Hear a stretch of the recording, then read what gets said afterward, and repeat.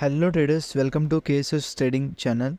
అయితే మన ఛానల్లో ఇది మ్యూచువల్ ఫండ్ పార్ట్ 2 గురించి చెప్తున్నాను. అయితే మ్యూచువల్ ఫండ్ పార్ట్ 1 ఎవరైనా చూడకపోయి ఉంటే మన ఛానల్లోకి వెళ్తే ప్లేలిస్ట్లోకి వెళ్తే స్టాక్ మార్కెట్ క్రాష్ కోర్స్లో లేటెస్ట్ వీడియో అదే అప్లోడ్ చేశాను. మ్యూచువల్ ఫండ్ గురించి మొత్తం చెప్పాను. పార్ట్ 1 అది. అయితే ఇప్పుడు మనం పార్ట్ 2 గురించి మాట్లాడుకుందాం. పార్ట్ 2లో మనం ఏం మాట్లాడతామంటే రిస్క్ అండ్ రిటర్న్ అనాలిసిస్ గురించి మనం పార్ట్ 2లో మాట్లాడదాం. అయితే మ్యూచువల్ ఫండ్స్ ఫస్ట్ పార్ట్లో మీకు మొత్తం ఎక్స్ప్లెయిన్ చేశాను. మ్యూచువల్ ఫండ్స్ ఎన్ని రకాలు ఉంటాయి ఏంటి మొత్తం అంతా చెప్పాను.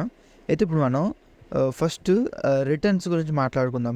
మ్యూచువల్ ఫండ్స్లో రిటర్న్ అనేది ఎలా మెజర్మెంట్ చేస్తాం and terms which affect our returns. ఏవైతే టర్మ్స్ మన రిటర్న్స్కి ఎఫెక్ట్ అవుతాయో దాని గురించి కూడా మాట్లాడదాం. First return measurement. ఇప్పుడు మ్యూచువల్ ఫండ్స్లో సపోజ్ మీరు ఇప్పుడు ఇన్వెస్ట్ చేశారు, మ్యూచువల్ ఫండ్లో మీరు ఇన్వెస్ట్ చేశారు. ఈ రిటర్న్స్ అనేవి ఆల్రెడీ అక్కడ మనకి ఇచ్చేసి ఉంటుంది. మనకి రిటర్న్స్ అనేది చెప్తాడనమాట. మ్యూచువల్ ఫండ్లో ఇంత రిటర్న్ వచ్చింది, కానీ మనం దాని వెనకాల ఉన్న బేసిక్ నాలెడ్జ్ తెలుసుకోవాలి కదా. తెలుసుకోకపోతే ఎందుకు? కాబట్టి అందుకే ఈ రిటర్న్స్ మెజర్మెంట్ గురించి, ఈ రిస్క్ అండ్ రిటర్న్స్ గురించి కూడా నేను ఒక వీడియో తెచ్చాను అనమాట. అయితే ఫస్ట్ రిటర్న్ మెజర్మెంట్ గురించి చూసుకుందాం. రిటర్న్ మెజర్మెంట్లో చూసుకుంటే ఈ టేబుల్ చూడండి. రిటర్న్ మెజర్మెంట్లో ఈ టేబుల్ చూసుకుంటే ఫస్ట్ ఇన్వెస్ట్మెంట్ మంది ఎలాంటిది? లంసమ్ ఇన్వెస్ట్మెంటా లేదంటే ఎస్ఐపి ఆర్ ఎస్టీపీ ఇన్వెస్ట్మెంటా? ఫస్ట్ ఈ 2 కేటగిరీస్లో డివైడ్ అవుతుంది అన్నమాట. ఒకటి లంసమ్ అంటే చెప్పినా కదా లాస్ట్ వీడియోలో. లంసమ్ అంటే ఒకేసారి మనీ అంతా పెట్టడంని లంసమ్ అంటారు. ఎస్ఐపి అంటే మంత్కి ఒక సర్టెన్ అమౌంట్ మీరు ఫిక్స్ చేసుకొని అలా ఎస్ఐపి చేస్తుంటారు, అది ఎస్ఐపిస్. ఓకేనా? అయితే ఇప్పుడు మీరు చూసుకుంటే దాని తర్వాత వచ్చేది టెన్యూర్ అంటే ఏంటి అంటే మీ పీరియడ్ ఆఫ్ ఇన్వెస్ట్మెంట్ మాట. అంటే 6 months పెట్టారా, 1 year పెట్టారా, 10 months పెట్టారా, 12 months పెట్టారా, అలా మాట. Less than 1 year and greater than 1 year అనేది 2 కేటగిరీస్గా డివైడ్ అవుతుంది అన్నమాట. దీని తర్వాత వచ్చేది రిటర్న్ మెజర్మెంట్. అసలు రిటర్న్ ఎలా మెజర్మెంట్ చేస్తావు? ఇప్పుడు లంసమ్ ఇన్వెస్ట్మెంట్ చేశారు అంటే ఒకసారి డబ్బులన్నీ పెట్టారు, కానీ 1 year కన్నా తక్కువ పెడితే అప్పుడు మనం అబ్సల్యూట్ రిటర్న్ కనుక్కుంటాం. ఓకేనా? లంసమ్ ఇన్వెస్ట్మెంట్ పెట్టారు కానీ గ్రేటర్ దెన్ 1 year కన్నా ఎక్కువ సంవత్సరమే మీరు ఇన్వెస్ట్ చేశారు అనుకుంటే అప్పుడు సిఏజిఆర్ రిటర్న్ అనేది క్యాలిక్యులేట్ చేస్తాం అన్నమాట. అంటే మనం మెజర్మెంట్స్ మాట. ఓకే, ఎంత రిటర్న్ వస్తుంది మనం చూసుకోవడానికి మాట, మన అంచనాకి. దీని తర్వాత ఎస్ఐపి ఎస్టీపీ చేశారు. లెస్ దాన్ 1 year అయితే అబ్సల్యూట్ రిటర్నే. ఈ రెండింటికి అబ్సల్యూట్ రిటర్నే. లెస్ దాన్ 1 year అంటే మనం లంసమ్ కావచ్చు ఎస్ఐపి కావచ్చు అబ్సల్యూట్ రిటర్నే కనుక్కుంటాం. ఒకవేళ అదే SIP or STP greater then 1 year అయితే మనం ఎక్స్ఐఆర్ అని రిటర్న్ క్యాలిక్యులేట్ చేస్తాం. ఏటి ఎస్ఐపి ఎస్టీపీ అంటే నేను అన్నీ లాస్ట్ వీడియోలో చెప్పాను. మ్యూచువల్ ఫండ్ పార్ట్ 1 అందులో చూడండి, బాగా అర్థమవుతుంది. అయితే మనం ఇప్పుడు చూద్దాం. ఫస్ట్ లంసమ్ అబ్సల్యూట్ రిటర్న్ కనుక్కుందాం. ఇప్పుడు ఈ క్వశ్చన్ చూడండి. Jan 1, 2023లో నేను ఇన్వెస్ట్మెంట్ స్టార్ట్ చేశాను. ఎంత లంసమ్ ఇన్వెస్ట్మెంట్? ఒకేసారి 50,000 అనేది నేను ఇన్వెస్ట్ చేశాను. అయితే లెస్ దాన్ 1 year అప్పుడే August 7th మన మ్యూచువల్ ఫండ్ వాల్యూ అనేది 75,000 అనేది అయ్యిందన్నమాట. ఓకేనా? 50,000 పెడితే 75,000 అనేది అయ్యింది. ఇప్పుడు దీనికి అబ్సల్యూట్ రిటర్న్ ఎలా కనుక్కుంటామంటే కరెంట్ వాల్యూ అంటే ఎంత? 75,000 బై ఇన్వెస్టెడ్ వాల్యూ. ఎంత ఇన్వెస్ట్ చేశాను? 50,000 -1. ఈ -1 ఎందుకంటే మనకి పర్సంటేజ్లో రావడానికి మాట. -1 అనేది పర్సంటేజ్లో రావడానికి -1 చేస్తాం. అయితే 75,000 బై 50,000 చేస్తే జీరోస్ అన్ని క్యాన్సిల్ చేసి 1.5 వస్తుంది. -1 చేస్తే 0.5%. అంటే 50% అనేది మన క్యాపిటల్ అనేది గెయిన్ అయింది, అంతే కదా. ఇది మన అబ్సల్యూట్ రిటర్న్ మాట. ఇప్పుడు ఎవరైనా అడిగారు అనుకోండి, నీ రిటర్న్ ఎంత వచ్చిందిరా ఈ డేట్కి అంటే ఇలా అబ్సల్యూట్ రిటర్న్ కనుక్కుంటాం. ఇప్పుడు లెస్ దాన్ 1 year అయితే ఇలా అబ్సల్యూట్ రిటర్న్ కానీ 50% గెయిన్ అయితే వచ్చిందిరా నాకు మ్యూచువల్ ఫండ్స్లో అంటాం. అదే 50% రిటర్న్ ఇచ్చింది మీకు. జస్ట్ ఓన్లీ ఒక జనవరి కాబట్టి ఒక 7 monthsలో మీకు 50% రిటర్న్ ఇచ్చింది. అదే మీరు మ్యూచువల్ దాని ఎఫ్డి చేస్తే 7% రిటర్న్ ఇస్తుంది ఓవరాల్ ఇయర్కి. అలా చెప్తాను అనమాట. రిటర్న్ క్యాలిక్యులేట్ చేసుకునే పద్ధతి ఇది. ఇది absolute return for lump sum investment less then 1 year అయినప్పుడు. దీని తర్వాత అబ్సల్యూట్ రిటర్న్ ఎస్ఐపికి చేద్దాం. లెస్ దెన్ 1 year సేమ్ ఇది కూడా అంతే. Absolute return same. ఒక ఇన్వెస్టర్ ఉన్నాడు, 5,000 ఇన్వెస్ట్ చేస్తాడు. ఎవ్రీ మంత్ 5,000 అనేది ఇన్వెస్ట్ చేస్తాడు. అయితే ఆఫ్టర్ 6 months తర్వాత the value of on the investment అనేది 35,000 అయ్యింది. అంటే ఇప్పుడు ఒక ఇన్వెస్టర్ 5,000 అనేది ప్రతి నెల ఇన్వెస్ట్ చేస్తాడు. అలాగా 6 మంత్స్ ఇన్వెస్ట్ చేస్తాడంట. 6 మంత్స్ ఇన్వెస్ట్ చేసినప్పటికి ఎంత అయ్యింది? 0.065 30,000 అనేది ఇన్వెస్ట్ చేశాడు. అయితే అతనికి ఆ రోజుకి వాల్యూ ఎంత వచ్చిందంటే 35,000 వచ్చింది. అంటే ఇక్కడ గెయిన్ ఎంత మనకి? ఇంకో 5,000 ఎక్స్ట్రా. కానీ ఇక్కడ రిటర్న్ చూసుకోండి, ఇక్కడ మనం ఒకేసారి లంసమ్ ఇన్వెస్ట్ చేయలేం. మంత్కి ఇన్వెస్ట్ చేస్తాం కాబట్టి ఇక్కడ మనం ఎలా క్యాలిక్యులేట్ చేస్తామంటే చూడండి, 16.67% అనేది ఇయర్ ఆన్ ఇయర్కి. ఓకేనా? ప్రస్తుతానికి అయితే 6 మంత్స్కి మనకి 16.67% అనేది రిటర్న్ వచ్చింది. అతను ఇన్వెస్ట్ ఎంత చేశాడు? 30,000కి ఇన్వెస్ట్ ఎంత వచ్చింది? 16.67% అనేది రిటర్న్ వచ్చింది అన్నమాట.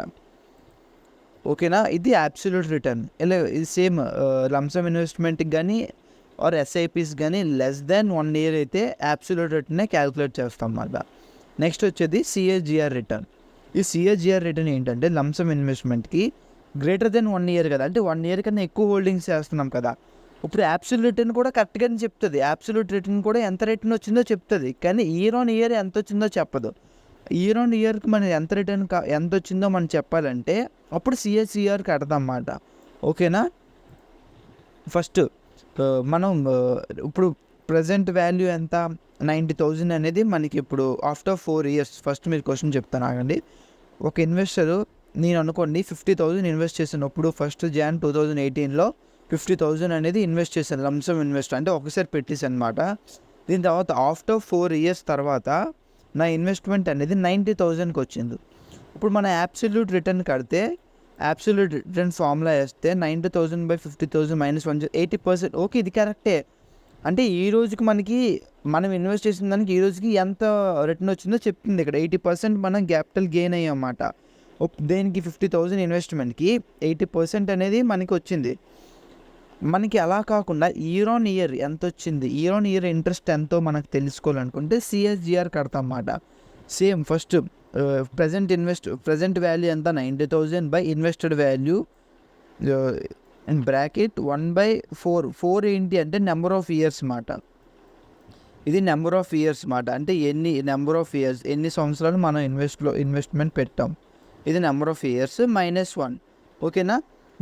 మనకి ఇక్కడ వాల్యూ వచ్చింది 15.82%. అంటే దీని అర్థం ఏంటి అంటే 4 yearsలో ఎవ్రీ ఇయర్ మనకి 15.82 అనేది మనకి రిటర్న్ అనేది ఇచ్చిందన్నమాట ఈ ఫండ్ అనేది. అలా మనకి అనాలిసిస్ చేసుకోవడానికి మనకి ఈ రిటర్న్స్ అన్ని నేను చెప్తున్నాను. ఓకేనా? అయితే మీరు చూసుకుంటే ఒకవేళ ఇప్పుడు 15.82% అనేది రిటర్న్ ఇచ్చింది మనకి. అదే ఎఫ్డి చూసుకుంటే మనకి ఇయర్ ఆన్ ఇయర్ 6% కానీ 7% కానీ రిటర్న్ ఇస్తుంది. దాంతో పోల్చుకుంటే మ్యూచువల్ ఫండ్ డబుల్ ఇచ్చింది కదా, అలా మాట. అందుకే ఈ సిఎస్జిఆర్ క్యాలిక్యులేట్ చేసినప్పుడు what is the return on investment అని అడగం. ఇక మీరు చూసుకుంటే what is the return on investment అని ఉంది. ఇది తప్పు. ఇప్పుడు ఈ సిఎస్జిఆర్ కట్టినప్పుడు రిటర్న్ ఆన్ ఇన్వెస్ట్మెంట్ కాదు, what is the growth of investment, what is the growth on this investment. CSGR కట్టినప్పుడు ఎప్పుడైనా గుర్తుపెట్టుకోండి, what is the growth on investment మనం చెప్తాం అన్నమాట. అంటే మన ఇన్వెస్ట్మెంట్ గ్రోత్ ఏంటి ఇయర్ ఆన్ ఇయర్ అంటే 15.82% అనేది మన గ్రోత్ మాట. ఓకేనా? ఇది సిఎస్జిఆర్. దీని తర్వాత వచ్చేది XIRR. ఇది కూడా సేమ్. ఎస్ఐపిక్స్ కడతాం మోర్ దెన్ 1 year అయితే. ఇందులో సిఎస్జిఆర్ కట్టకూడదు, ఎందుకంటే మనకి తప్పు వచ్చేస్తుంది. ఎందుకంటే మనం ఎవ్రీ మంత్ 5K అలా పెట్టుకొని వెళ్తాం కదా. సిఎస్జిఆర్ కట్టకూడదు. మనకి మీరు ఏ మ్యూచువల్ ఫండ్ చూసుకున్నా కిందన మీకు ఎస్ఐపి చేద్దామని చూస్తే కిందన మీకు XIRR రిటర్న్ అని వస్తుంది అన్నమాట.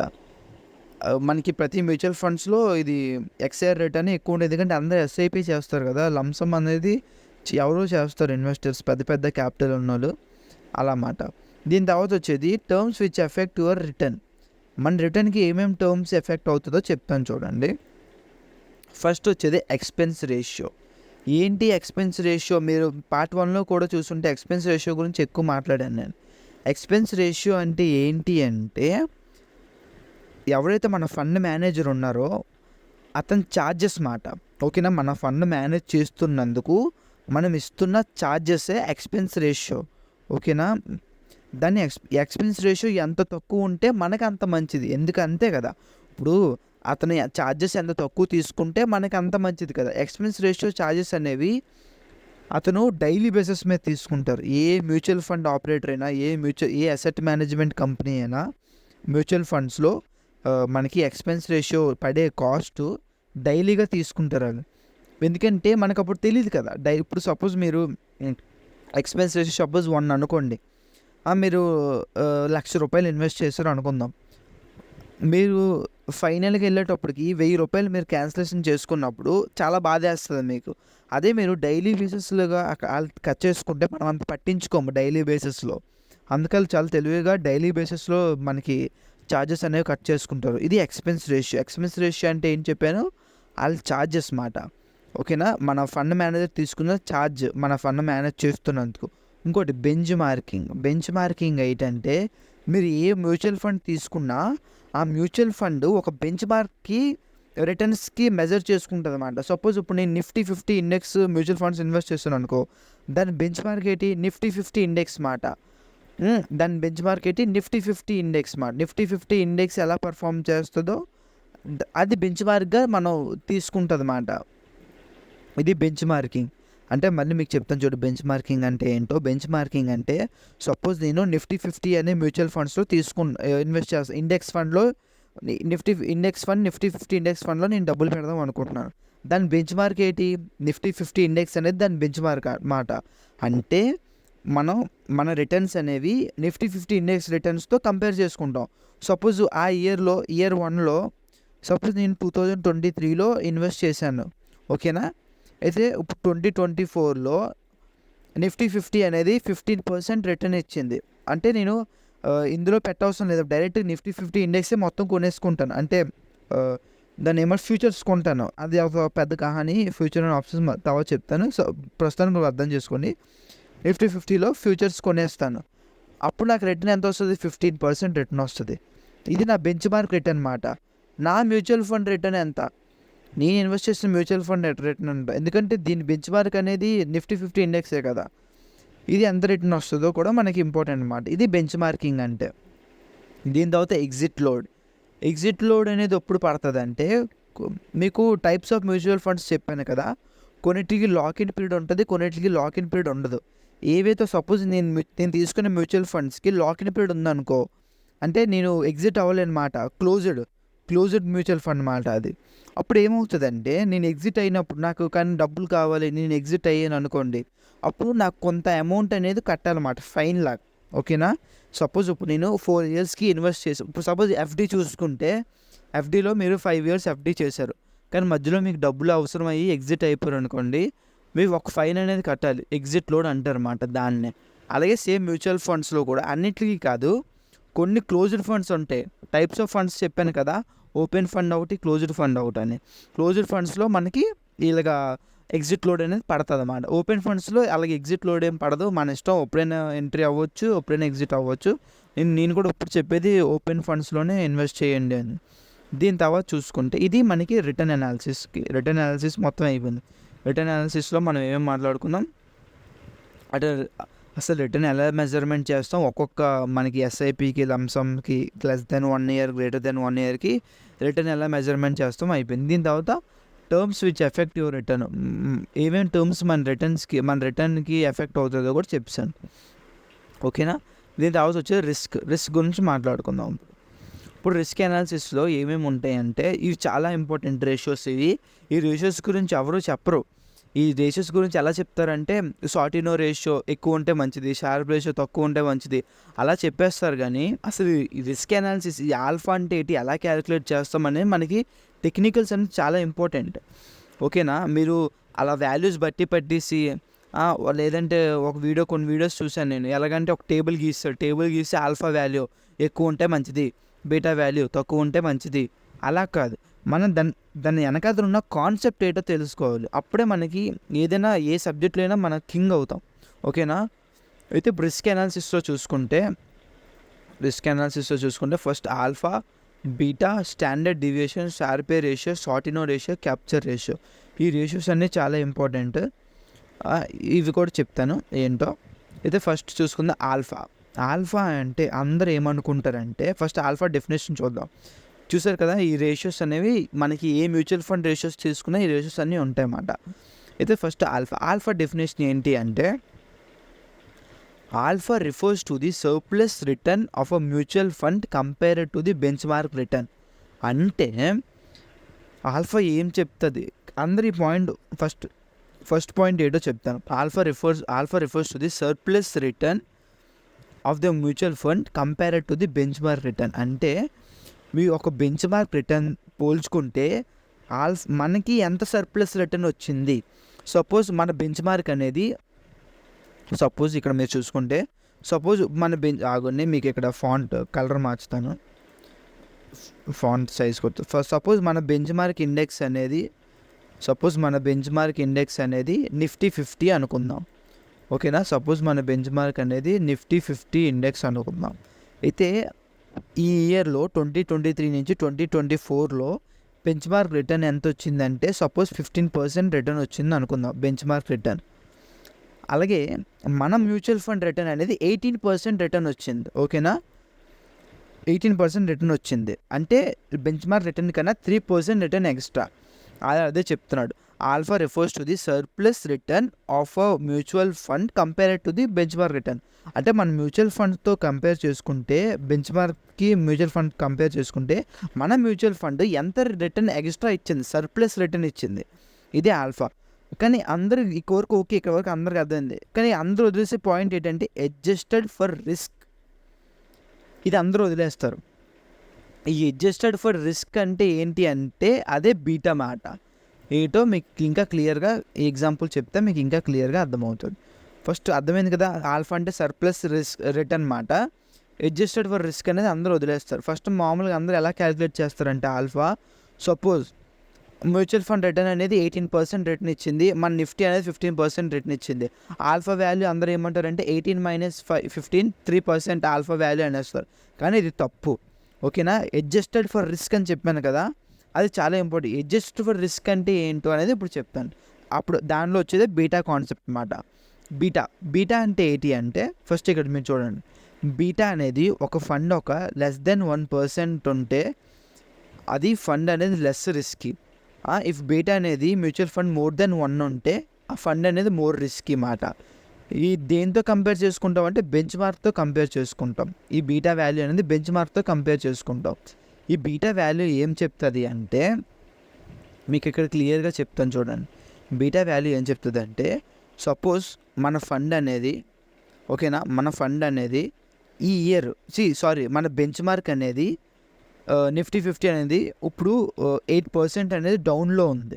ఓకేనా, నిఫ్టీ 50 అనేది 8% అనేది డౌన్లో ఉంది.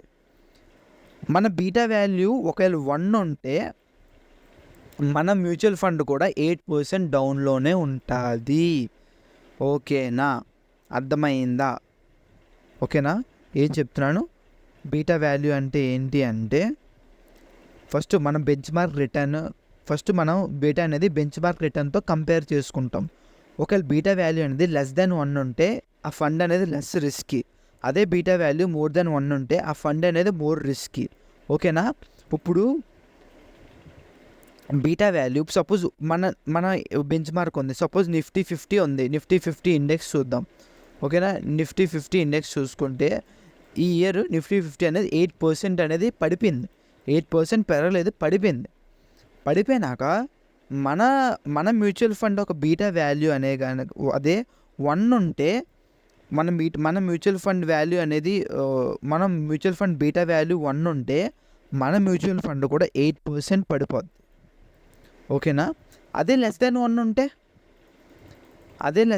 ఉంటే ఒకవేళ 0.5 ఉంటే మన బీటా వాల్యూ అనేది మన మ్యూచువల్ ఫండ్ 0.5 ఉందనుకో, అంటే దీని అర్థం ఏంటి అంటే, ఏదైతే ఈ నిఫ్టీ మన బెంచ్ మార్క్ ఇండెక్స్ 8% పడిపోయిందో, కానీ మన మ్యూచువల్ ఫండ్స్ అనేది 8% పడదు, దాంట్లో 0.5% పడుతుంది. అంటే 0.5 అంటే అర్థమైంది కదా, 50 అంటే 4% మన మ్యూచువల్ ఫండ్ అనేది తక్కువ పడుతుంది అన్నమాట, అంటే లెస్ రిస్కీ. ఓకేనా, అందుకు నేను ఇక్కడ అదే చెప్తున్నాను, ఏంటి, బీటా వాల్యూ అనేది ఫండ్ది లెస్ దెన్ 1 ఉంటే ఆ ఫండ్ అనేది లెస్ రిస్కీ మాట. ఎందుకంటే మన బెంచ్ మార్క్ ఇండెక్స్ 10% పడినా మనకి ఒక 0.5 ఉంటే మన బీటా వాల్యూ మన ఫండ్ అనేది పడుతుంది 50% పడుతుంది, అంటే 4% 5% పడుతుంది 10కి అలా మాట. అది బీటా వాల్యూ. బీటా వాల్యూ అర్థమైంది కదా. బీటా వాల్యూ అంటే ఏం లేదు, మనకి లెస్ దెన్ 1 ఉంటే మంచిది. బీటా వాల్యూ దేంతో కంపేర్ చేసుకుంటామంటే బెంచ్ మార్క్ ఇండెక్స్తోనే ఆ రిటర్న్ అనేది క్యాలిక్యులేట్ చేస్తామన్నమాట.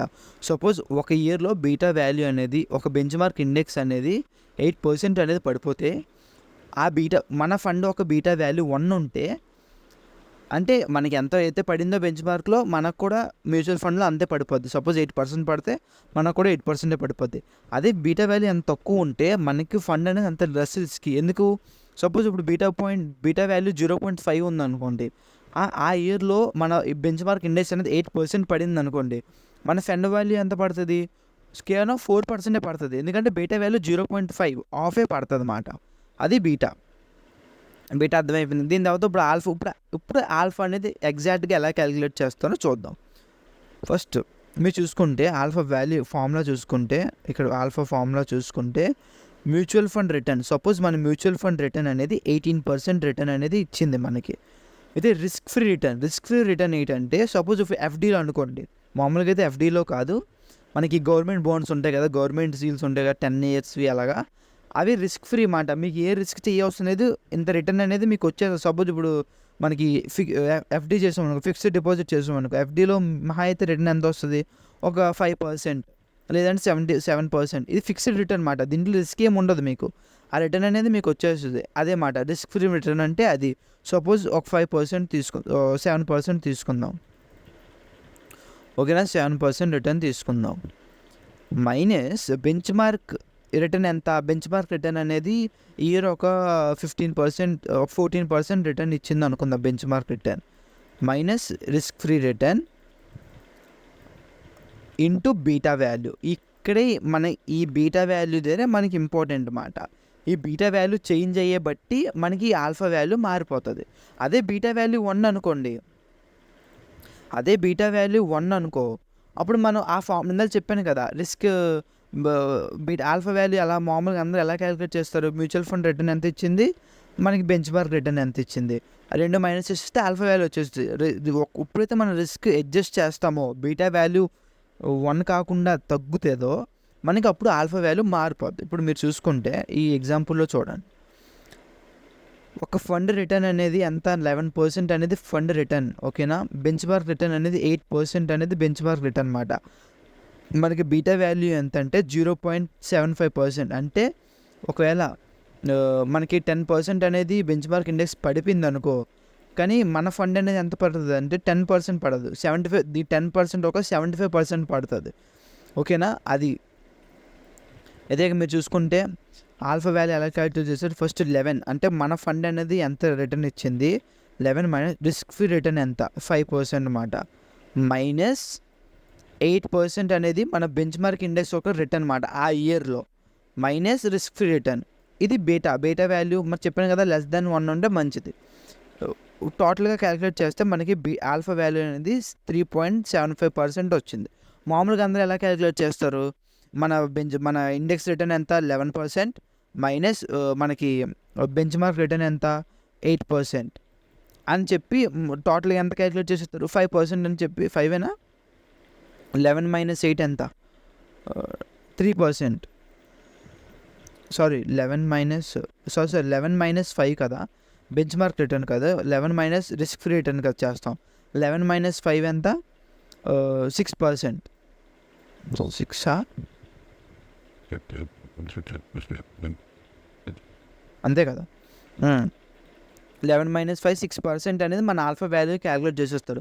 వాళ్ళు రిస్క్ అడ్జస్ట్ చేయరు అన్నమాట. రిస్క్ అడ్జస్ట్ చేయకుండానే ఆల్ఫా వాల్యూ క్యాలిక్యులేట్ చేస్తారు. ఇలా కాదు, ఆల్ఫా వాల్యూ అనేది ఇలా క్యాలిక్యులేట్ చేస్తారు, ఓకేనా? అర్థమైపోయింది కదా.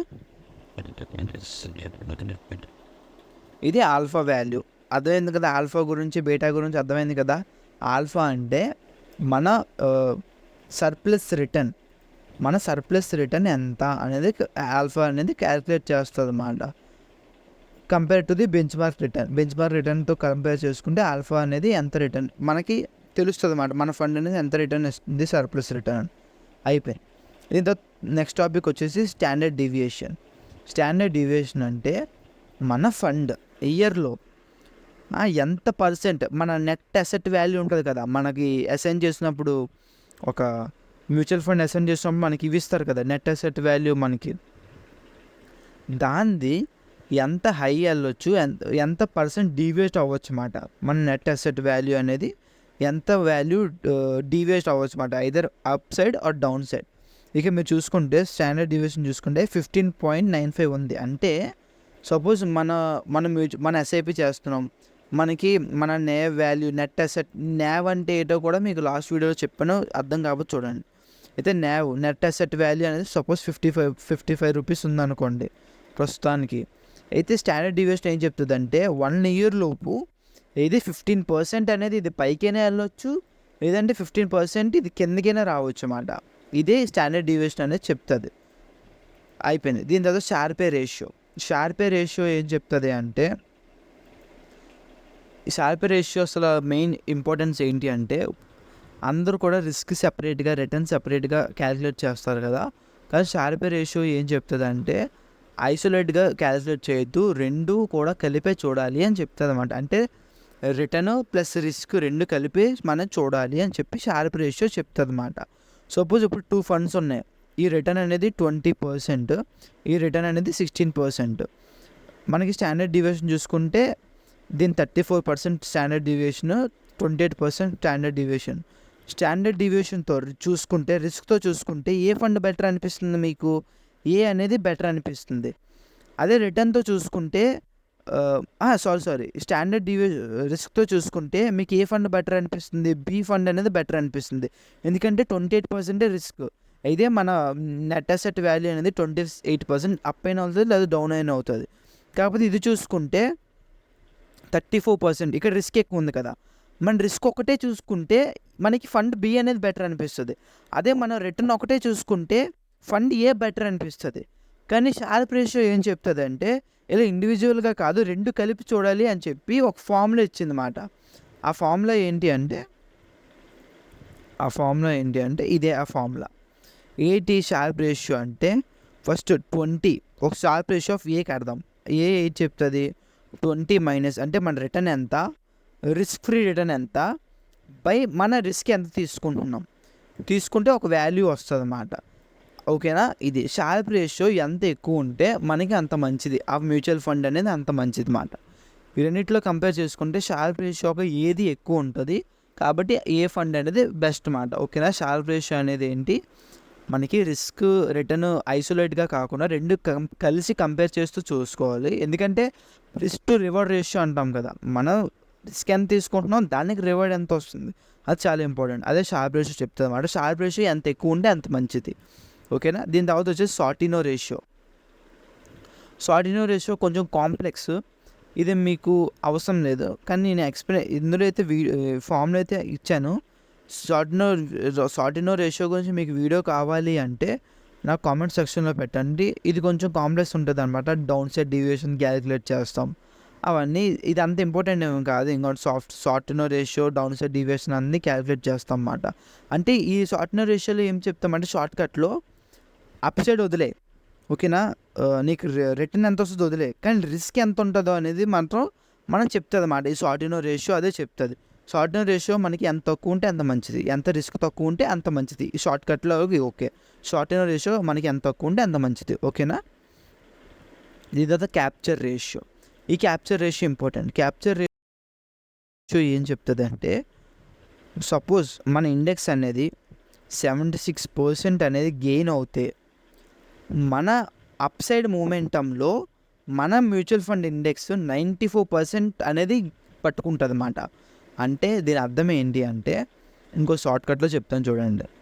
సపోజ్ ఇప్పుడు నా బెంచ్ మార్క్ ఇండెక్స్ నిఫ్టీ 50 అని చెప్పాను కదా, బెంచ్ మార్క్ ఇండెక్స్ నిఫ్టీ 50 అని చెప్తే నాకు 10% అనేది ఈ ఇయర్లో రిటర్న్ వచ్చిందిరా. దేంట్లో? బెంచ్ మార్క్ ఇండెక్స్లో నాకు 10% రిటర్న్ వచ్చింది. మన మ్యూచువల్ ఫండ్ ఎంత రిటర్న్ క్యాప్చర్ చేస్తుంది అంటే 94% ఆఫ్ 10% క్యాప్చర్ చేసేస్తుంది అన్నమాట. అంటే 94% ఆఫ్ 10% అంటే ఎంత? 9.4% అనేది మన మ్యూచువల్ ఫండ్ కూడా ఈ రిటర్న్ అంతా మనకి వస్తుందన్నమాట. అదే ఎంత క్యాప్చర్ చేస్తుందో చెప్తుంది. సేమ్ డౌన్ సైడ్ ఒకవేళ మ్యూచువల్ ఫండ్ అనేది -8% అనేది మన బెంచ్ మార్క్ అనేది 8% అనేది పడిపోయింది అనుకో, ఓన్లీ 71% ఆఫ్ 8% అనేది మనకి ఎఫెక్ట్ అవుతుంది అన్నమాట. సపోజ్ ఇప్పుడు 8% కదా, 71% ఆఫ్ 8 ఎంత, 50% అంటే 4, 7 ఇంకోటి 4 అంటే 6.5 దగ్గరకో 6.5 కూడా కాదు, ఇంకా తక్కువే, 6.1 అనుకో, 6.2, ఓన్లీ 6.2 అనేది మనకి రిస్క్ ఉంటుంది. ఓకేనా, అదే క్యాప్చర్ రేషియో. సపోజ్ మన ఫండ్ పైకి వెళ్తుంది, మన బెంచ్ మార్క్ అనేది పైకి వెళ్తుంది, మన ఫండ్ ఎంత క్యాప్చర్ చేస్తుంది. అలాగే సేమ్ డౌన్ సైడ్లో కూడా మన ఫండ్ పడిపోయింది 8%, మనకి ఎంత ఎఫెక్ట్ అవుతుంది, డౌన్ సైడ్ వస్తే మనకి ఎంత ఎఫెక్ట్ అవుతుంది, అప్ సైడ్ వెళ్తే మనకి ఎఫెక్ట్ అవుతుంది. దీన్ని బట్టి మీకు ఏంటి అర్థమైంది, డౌన్ సైడ్ అప్ సైడ్ వెళ్తున్నప్పుడు మనకి ఈ ఇన్వెస్ట్మెంట్ అనేది ఎక్కువ ఉండాలి. ఓకేనా, మన అప్ సైడ్ రేషియో అనేది ఎక్కువ ఉండాలి, అప్ సైడ్ క్యాప్చర్ రేషియో ఎక్కువ ఉండాలి అప్ సైడ్ వెళ్ళినప్పుడు. డౌన్ సైడ్ వచ్చినప్పుడు అప్ సైడ్ క్యాప్చర్ రేషియో తక్కువ ఉండాలి. అంతే కదా, లాస్ తక్కువ అవ్వాలి, రిటర్న్ ఎక్కువ రావాలి, అంతే guys. Return and risk analysis గురించి ఇందులో ఇంకేం లేదు. దీని తర్వాత మీకు ఒక చెక్ లిస్ట్ ఇస్తాను, పార్ట్ 3లో చాలా చిన్న వీడియో చేస్తాను, ఒక చెక్ లిస్ట్. ఆ చెక్ లిస్ట్ అన్నీ చూసుకొని మీరు మ్యూచువల్ ఫండ్స్లో ఇన్వెస్ట్ చేసుకోవచ్చు, మీరు అనాలిసిస్ చేసుకొని సొంతంగా. నేనైతే ఏం రికమెండ్ చేయను, ఎందుకంటే నేను బిగినర్నే, జస్ట్ నాకు అంత కాన్సెప్ట్ అంతా తెలుసు, నాకు ఎక్స్పీరియన్స్ లేదు. అయితే మీరు చూసుకుంటే రిటర్న్ అండ్ రిస్క్ అనాలిసిస్ గురించి ఈ వీడియోలో చెప్పాను, పూర్తిగా రిటర్న్స్ గురించి చెప్పాను, రిస్క్ గురించి చెప్పాను, అంతే గైస్. ఈ వీడియో గురించి ప్లీజ్ మీకు వీడియో నచ్చితే లైక్ చేయండి, సబ్స్క్రైబ్ చేయండి. Thank you so much.